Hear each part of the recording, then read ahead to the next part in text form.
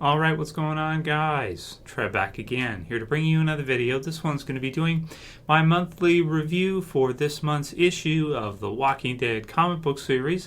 This month we saw the release for the Walking Dead issue 160. This is part 4 of 6 for the Whisper War.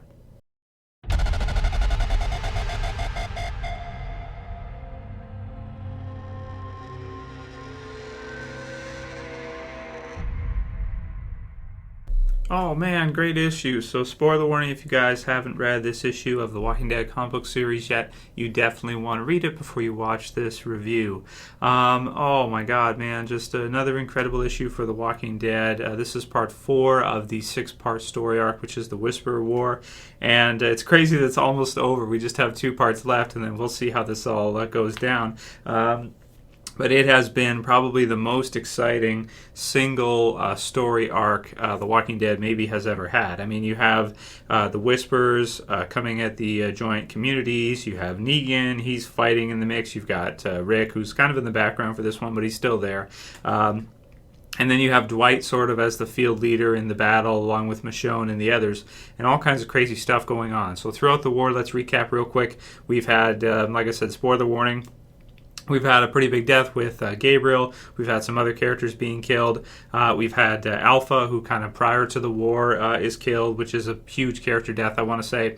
We have Beta taking over the Whispers, and we have now some interesting things that have been happening with part of Rick's group, led by Dwight, deciding to kind of go spy on them and wear skins themselves, blend into one of the packs and clean it out. So we see part of that on this one, and it's pretty brutal. I especially like the part where when they start is really cool too, because you have Michonne, who she comes up through the back with a sword of one as she's wearing the Whisper skin inside of the zombie pack, and she smokes the one, and they start taking them out as they find out which ones are human. They try to take out the Whispers first in the small zombie herd, and then they clean out the rest. As it seems, though, as we're reading the issue, that was not the only section of Whispers and zombies that were heading through. There were other, ranks as well, too, and some of which of the Whisperers actually had some flaming arrows ready to go, which was kind of a cool reveal in this issue. And you have all the flaming arrows flying into the Hilltop and lighting the place on fire. It seems Beta knew about the Hilltop, and he knew about kind of the locations that the survivors had. And as we might have expected, because we saw the covers, for the next few issues, with the Hilltop kind of on fire. This one's pretty exciting, though, because you have the Hilltop under huge attack. You've got the zombies coming in the gate, and then you've got the Whispers with the flaming arrows shooting in, and some of them in the zombie herd as they're heading into the Hilltop. Of course, Dwight and Michonne and the others that were fighting the group were out in the field, and then because the Saviors decided not to join the fight, it leaves the Hilltop without too many people there, without too much in the way of numbers. So the Saviors really did screw the survivors over by not helping out. And also, it does some things for us in the series. It makes us kind of feel more for Negan, and it makes us understand Negan's perspective a little bit more, because the Saviors are very hard to control. They're very hard to lead. They're very hard to control. They all kind of want to do their own thing, and they're not willing to fight along with the others to protect the joint communities. That said, this is part 4, so we only have 2 issues left, and most of what we've seen so far has been red shirt deaths. I mean, there have been some, main character deaths, like I said, Gabriel and that, which was probably the takeaway, the biggest one from this war. But I'm expecting to see some more in the next couple issues, because there's only 2 left. So there's got to be some big stuff going on, and we're starting to see it right now. We have Lydia, who's in there. We have Carl, who's the one who actually finds out about the attack, because the people on post are actually shot down right away before they realize what's happening, so they're not able to signal. He signals everybody. You got Lydia, who runs out, but then you have Maggie, who, of course, leader of the Hilltop. She has to go back in because Herschel and Sophia are inside, and the main house in the Hilltop is on fire. And I do like as well, too, getting to see the TV series version. It really kind of adds, in terms of your imagination and the way you visualize it, it really gives you kind of a more visual feel of what it's like in the comic book series when it's under attack. You can see the main house and stuff, and you can think about it. Like, you can see it from the comic books as well too, but getting to see it fleshed out in real life and then reading it in the comic book series here, you can definitely see why why this is such a big deal. Because if the gate is down, which it is in the Hilltop, and the main central house is on fire, so the major house in the middle is kind of like your with the Hilltop. That's your main position, right? That's your main position. So it's on fire. It's burning down. So it looks like pretty much already the Whisperers have taken out the Hilltop with everything being on fire, the gate being down. It looks like it's pretty much over there already. But we do have Lydia, who, when one of the Whisperers asks her if she wants to come back with them, because Beta, it looks like, has instructed them to take Lydia with them and not kill her. Lydia shoots him, which is a pretty nice twist, because I wasn't sure what she was going to do. I wasn't sure if she was going to be like, okay, fine, because she felt before like she needed to go back with them, and that this is what was going to happen. And she saw how much power they have, and as we're getting to see now, because even though the field battle was won by Dwight and the others completely, there were so many of the Whispers and different waves or different groups. A wave of them got through, which I'm assuming Beta is somewhere either behind that wave or close by, maybe with the others in the back, and we'll see what happens soon. But I don't think that Maggie and the others are going to be able to stop this wave of Whispers and zombies that are coming through the gates. I don't think they're going to be able to stop them with the house being on fire and everything that's happening. You have Dante in there as well. I wouldn't be surprised if he gets killed off in the next couple of issues, and all kinds of craziness. So we'll see if Maggie gets out alive out of this, if Herschel gets out alive, and if Sophia does.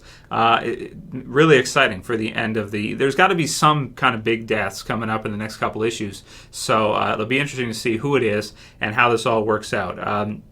I tend to think that the Whisperers are going to take down the Hilltop 100%, and they're going to have to abandon the Hilltop and head back to Alexandria, probably for one final battle, maybe in issue 6. So we'll see how that all works out. But man, I really enjoy the layout of these. Even though there's 6 issues, you have a lot of panels, you have a lot of stuff going on. They're very dense, and they're very exciting to see.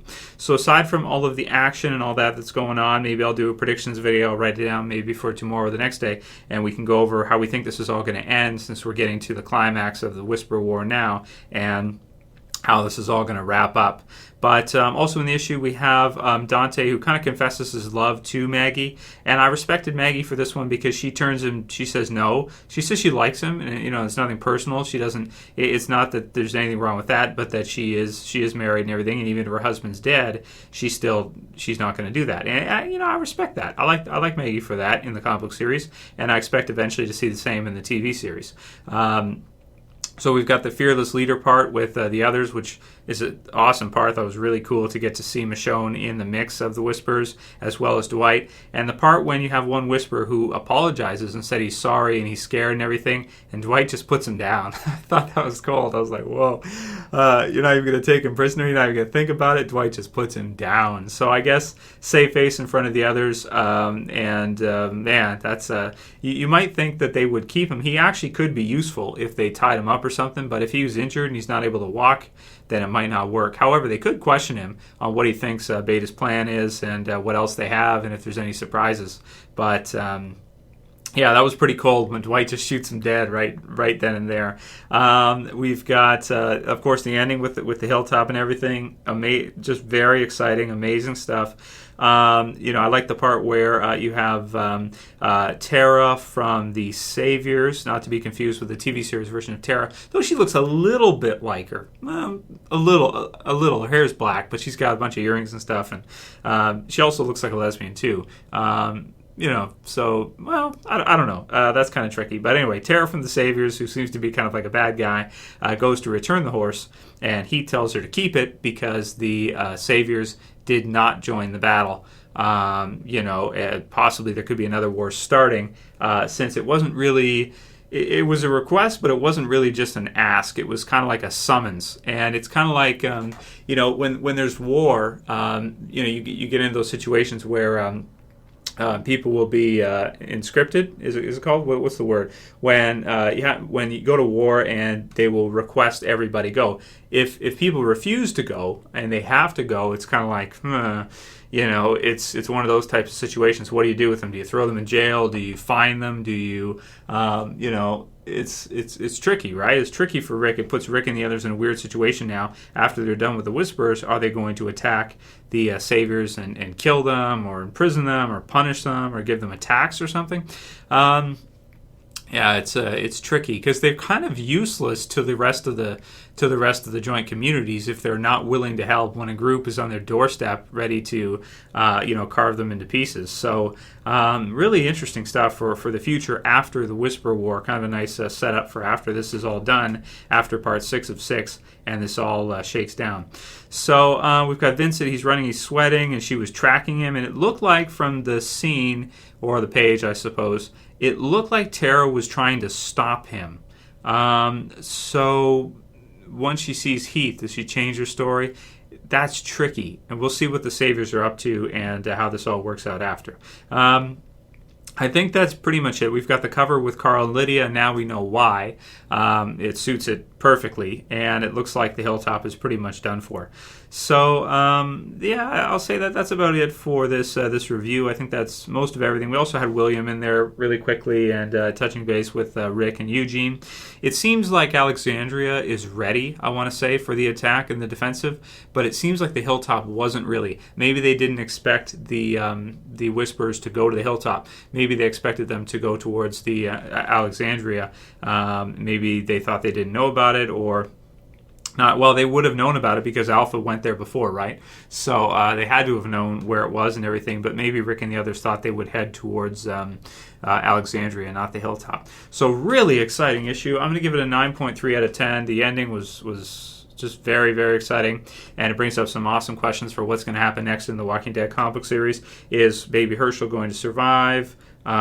Sophia and Maggie, Dante, the others. Maybe we'll do a predictions tomorrow or the next day, and we can give our thoughts, guys. You can write yours in the comments below. Who do you think is going to survive? 2 issues left. We know there's going to be some major casualties. Who do you think it's going to be? Do you think that Dwight and the others are going to be able to kind of circle back to the Hilltop and come in the back or something soon? We've only got a couple issues left, so something big's got to happen fast. It can't be too spaced out unless the Whisper War actually goes over this one story arc, which I didn't think it was. From what Kirkman said, it sounds like it's not going to. We'll see. If you guys like this issue review, please thumb it up. Leave the comment below. You guys can also share. You got a Facebook? Please click share. Facebook, share it through. I'd appreciate it if you share it with your friends. And if you're new and you want to subscribe, you can subscribe at the bottom left. That's it for my issue review for this month, guys. We'll see you soon for the predictions for Walking Dead comic book series and the usual reviews again next month when we get to issue 5. Can't wait. As always, it's Trev, and I'm saying peace. Later, guys. See you soon. You better subscribe.